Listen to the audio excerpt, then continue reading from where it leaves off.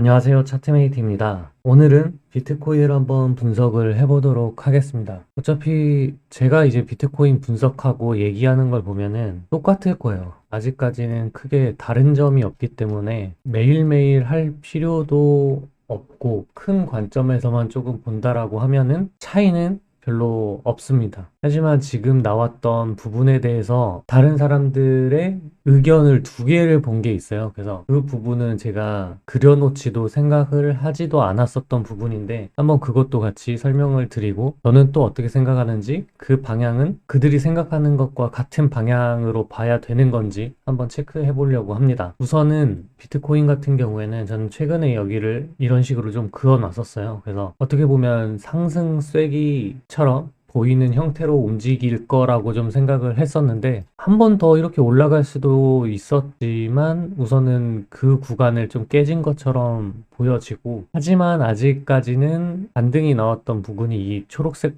파란 색깔 라인이거든요. 이 부분에서 그때 사실 깨졌는데도 치고 올라왔었기 때문에 이번에 여기서 지지를 받는다라는 확신은 사실 없습니다. 그래서 이 부분은 크게 지금 중요하지도 않다라고 생각을 하는 게 여기 때의 저항선을 뚫고 올라올 때 물론 지지를 몇 번 받긴 했어요. 뚫고 올라와서 확대를 좀 해서 보여드리면 올라올 때 저항은 사실 없이 올라왔습니다. 하루 만에 뚫었고 지지를 두 번 받은 거 정도? 하지만 여기보다 첫 번째 저항대였던 이 구간을 좀 본다라고 하면은 저항이 좀 나왔죠. 며칠간 저항이 좀 나왔고 그거에 대해서 뚫고 올라왔을 때 지지를 받은 게 사실 이 부분이다 라고 저는 지금 보고 있습니다. 그러니까 뚫고 올라가면 여기를 리테스트를 한다라고 했잖아요. 그 리테스트를 하는 게 다음날 바로 올 수도 있지만 이런 식으로 양봉이 크게 뚫으면은 추후에 올 가능성이 되게 큽니다. 그래서 지금 이번에 왔었을 때 반등이 나왔던 자리는 이 종가라고 좀 보고 있고 아까 이건 여기 종가였죠. 저항대가 하나, 둘, 세 개가 있었기 때문에 이 구역은 반대로 뚫고 그냥 올라갔고 한 번만에 올라갔고 지지를 받은 바로 다음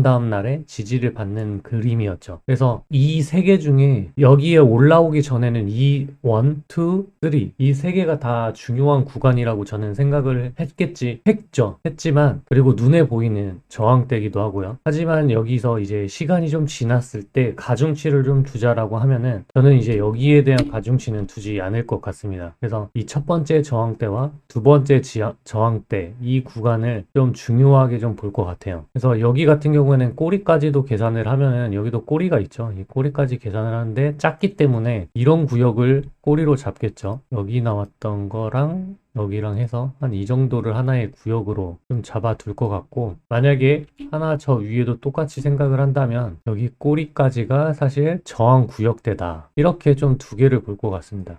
이런 식이 그리고 아래로 봤었을 때는 저는 여기 종가 이렇게까지 해도 될 것 같네요. 이런 식으로 중요한 구역이 두 군데 이 아래서는 사실 이 구역이 중요한 구역이죠. 이렇게 지지 저항선을 만들어둘 수 있다. 그래서 이런 쐐기에서 지지받는 곳에서 사는 것보다는 만약 매수를 받는다라고 하면 이 두 구간 그리고 매도를 해야 된다라고 하면은 사실 여기서 다 매도를 했어야 되는 상황이라는 겁니다. 그래서 우선 지지 저항 저의 기준대로 만약에 여기서 매수를 받았다 이 일값 주변에서 매수를 받았다라고 하면은 여기 말고 그냥 좀 크게 그냥 잡을게요. 이 시기에 있었을 때 매수를 받았거나 여기서 못 받았다고 하더라도 여기서 받았던 사람들 그러니까 이 가격대죠. 이 두 번째 가격대에서 매수 받은 사람들은 물론 다시 설명드릴게요. 이 아래서 받은 사람들은 1차적으로 무조건 여기서 팔았을 겁니다. 그리고 그 다음에 팔아야 될 구간 여기겠죠. 그래서 여기서 부분 익절을 하고 여기서는 이제 모든 익절을 하는 자리가 지지 저항선을 기준으로 한 매매 방법이고 만약에 이 밑에서 사지 않았고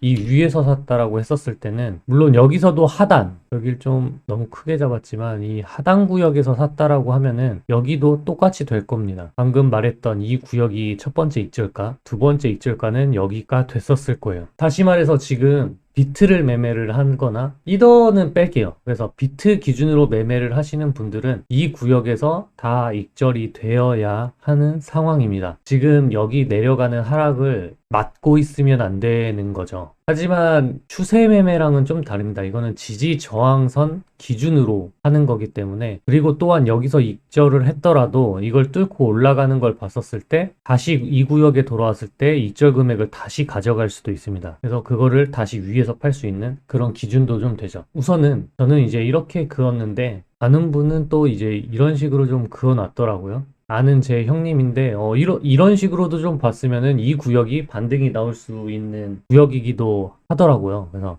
그래서 여기랑 이렇게였나? 여긴가 보네요. 제가 원래 그었던 거를 좀 지워볼게요.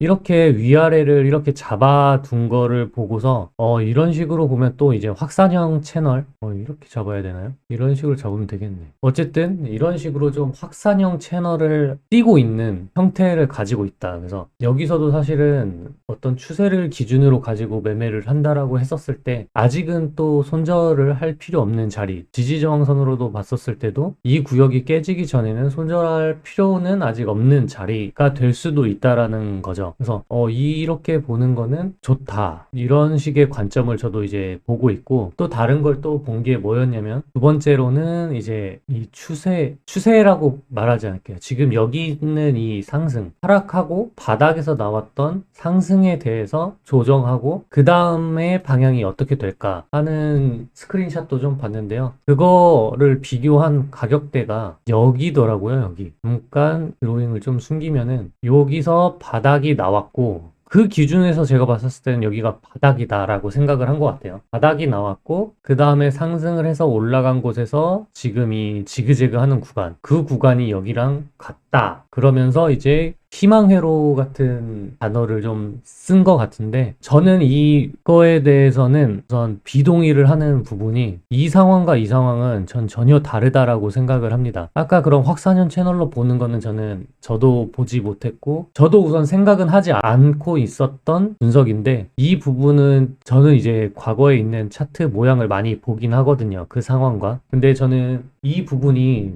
처음 본 게 아니라 이 부분도 저는 찾아봤었죠. 근데 다르다라고 생각한 건 추세와 상황이 너무 다릅니다. 이 시기의 상황과 지금의 경제 상황도 다르고, 그래서 다시 한번 보자면 이제 저는 추세를 좀 킬 것 같아요. 이 이평선을 좀 본다라고 했었을 때 이 구역대 한번 볼게요. 저는 그 불장이라고 보는 부분 중에 하나가 이 단기 이평을 치고 계속 올라갈 때 62평을 최대한 치지 않는 선에서 흐름이 계속 유지되는 거를 불장이라고 좀 생각을 하는데, 여기 같은 경우에는 이 부분을 보고 지금 비교를 했거든요. 지금과 우선은 이 단기 2평 11 2평을 지지받고 올라가고 그 부분에서 계속 가는 거, 빨간색이 이제 22평일 거예요. 한번 확인을 한번 해보면, 네, 빨간색이 22평, 초록색이 62평 되기 때문에 22평 단기 2평만 치고 올라갑니다. 이 부분에 왔었을 때 2평이 꺾이지가 않았어요. 22평에서 사실 반등이 나왔고, 그전에는 11평 주변에 있었습니다. 심지어 이 62평은 닿지도 않았던 상황이에요. 지금 걸 한번 보면은 좀 사뭇 다르죠. 여기서 11일 2평을 계속 치고 올라가는 추세는 탔습니다. 추세는 탔고, 사실 여기서 22평, 11일 2평도 깨지고 21 2평도 깨지면서 한 번의 추세는 끝났고, 이런 경우 다시 한번 추세를 탄다라고 했을 때 그 전 같은 힘은 내기가 쉽지는 않습니다. 그래도 이 60일 2평을 안 닿았다는 부분에서 그 힘이 많이 하락하진 않았을 거라고 봐요. 하지만 여기 같은 경우에는 이제 60일 2평에서 반등이 나왔습니다. 이 그림을 좀 잘 보세요. 노란색 선과 빨간색 선, 그리고 그 음봉이 빠졌을 때 어디에서 지금 반등이 나왔는지까지 좀 보시면 됩니다. 저는 이런 경우에 좀 어떻게 생각을 하냐면, 60일 2평에서는 반등은 나오지만 반등이 나와서 상승을 한다고 하더라도 그 힘이 다음번에는 끝났다라고 좀 생각을 하거든요. 그래서 애초에 이 60일 2평 닿은 것 자체는 좋은 상황은 아니다. 그러면 그 추세랑은 정말 다른 형태의 모습을 띠고 있다라고 좀 볼 수가 있죠. 제가 지금 이제 비트를 분석을 하고 알트를 매수받는다고 얘기를 하잖아요. 그때 모든 코인들을 추세를 지금 보고 매수를 하고 있고, 추세가 빠지면 매매를 하고 있다라고 했는데, 그걸 기준으로 봤을 때는 전 이 부분도 비트도 추세로 좀 봐야 된다라고 생각을 하거든요. 물론 여기서 다시 한번 돌아가서 볼게요. 반대로 얘기하면 60일 2평이 닿은 곳을 한번 본다면 계속 22평,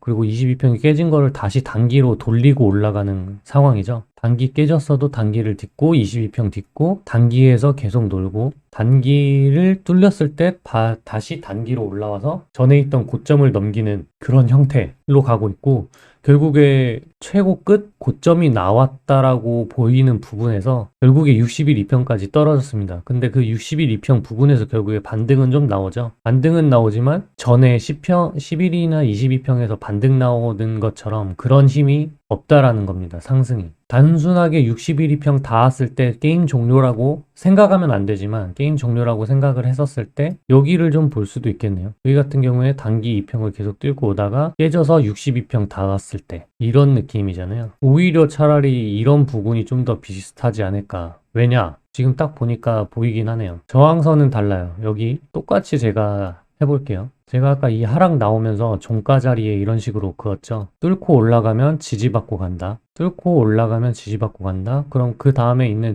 저항선이 사실 여기고, 그 꼬리까지 긋는다라고 했을 때 여기잖아요. 결국에 그 꼬리까지만 가고 저항이 나오면서 62평까지 빠졌다. 다시 한번 돌아올게요. 비교해서 설명을 드리려고 하는 거예요. 단기 저항에서 뚫고 올라와서 지지를 받고 여기 꼬리 종가까지 올라와서 저항이 나왔고 60일 이평이 닿았다. 딱 차라리 저 부분이 좀 더 비슷한 것 같아요. 네, 차라리 이 부분이 좀 더 비슷한 느낌은 들고, 반대로 뭐 반대로라고 할 건 없네요. 여기까지 비트는 딱 이 정도라고 좀, 그러니까 그 관점에서 봤을 때는 그런 차트를 보고 설명을 했을 때 행복 회로를 가지면 안 된다 라고 말씀을 드리고 싶었습니다. 그래서 이런 관점은 좋은 것 같아요. 이렇게 확산형 채널로 가는 거니까 확산형 채널을 깨지면 손절, 뭐 이런 식으로 이런 바닥에서 사서 다음 상승이나 저항 때 익절하고, 여기가 깨지면 손절하고, 이렇게 보는 게 맞지 아까 그거랑은 좀 다른 것 같습니다. 그러면 비트코인에 대한 분석은 이 정도까지 하고 마치도록 하겠습니다.